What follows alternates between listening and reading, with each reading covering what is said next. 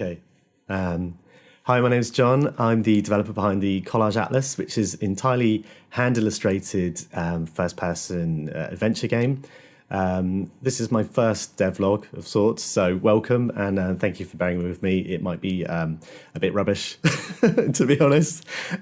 So I just wanted to walk through the art of the game, because given it's entirely hand-illustrated, I thought it was worth kind of going into maybe a little bit of my background as an illustrator, and how it is I came to be making a game using this traditional art, and also wanted to go into, I guess, some of the methods, some of the approaches involved in actually bringing these drawings to life on screen as well.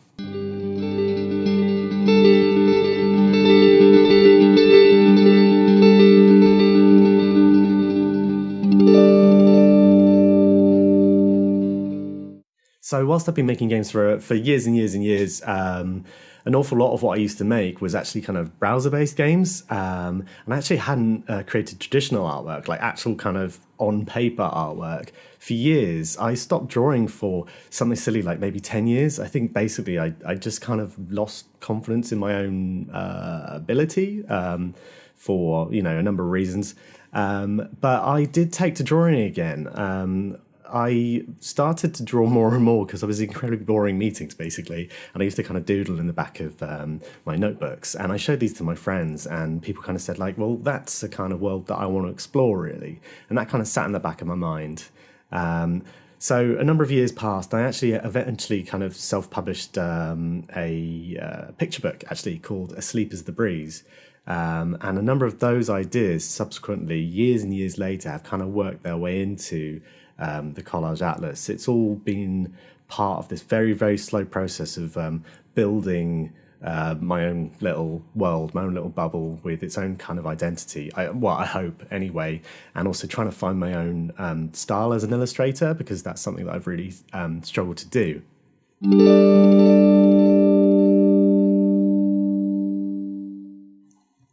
Okay, so this is the current state of the artwork folder. This drawing actually kind of started life as an idea for another book that I wanted to work on.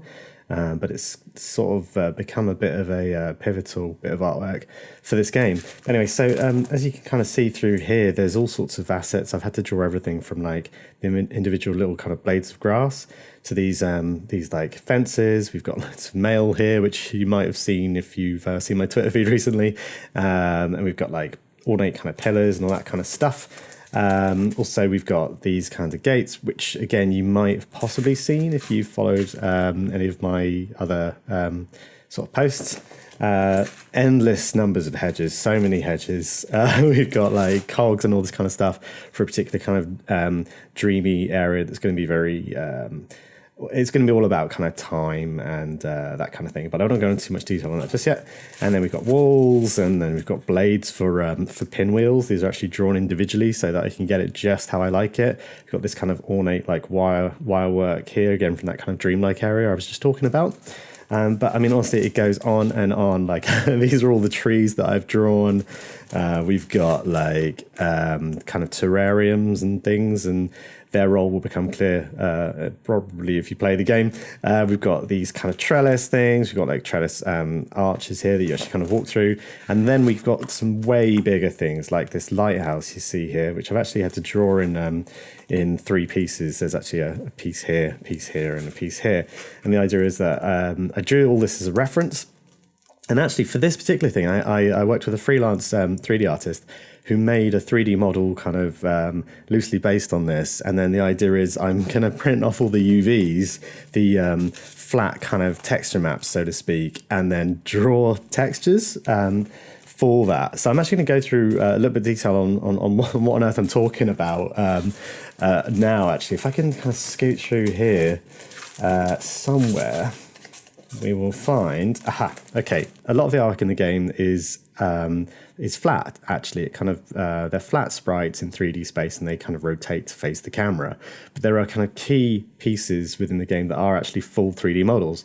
So for those, what I've done is I've printed off the UV layouts, these kind of these spreads of the textures, and then I've actually drawn by hand the texture on here with pen and ink. As you can see, I had to kind of label what each part of the text layout was so that I could actually kind of tell what I was doing. Anyway, so I drew this by hand, scanned it back in, and then I've kind of reapplied it to a model. So I'll actually show you an example of that now. Okay, so first of all, what we're looking at is the bare 3D model, the model that we actually extracted the UV maps from, which were subsequently printed off, as I say. And now we'll cut to the in-game footage. You can see what it looks like once I'd drawn the textures on, scanned them in, and actually applied to the model.